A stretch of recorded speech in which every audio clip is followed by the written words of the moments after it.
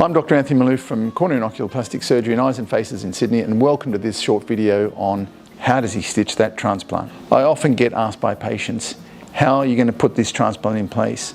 Does a machine do the stitching? Well, no, it's done by hand. Imagine you get a hole puncher and you punch a hole through paper. We actually do this for your cornea, and we do it for the donor tissue, and we've got to match the donor tissue one ring into another and then stitch it in place. Sounds very easy, but alignment and tension is critical. This is basically an art. It's an art that has to be learnt over time, and it takes a lot of time to learn it. What you'll see here is that we have taken the cornea off. So the cornea is gone and you're looking at the bare Descemet's membrane, the deep cellular layer that keeps the cornea clear.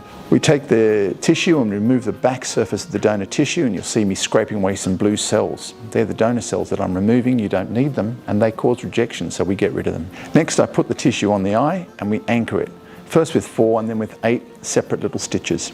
They hold it in place. Finally, we stitch the whole thing with one long stitch. And that long stitch allows me to torque it so I can turn it, get the tension just right.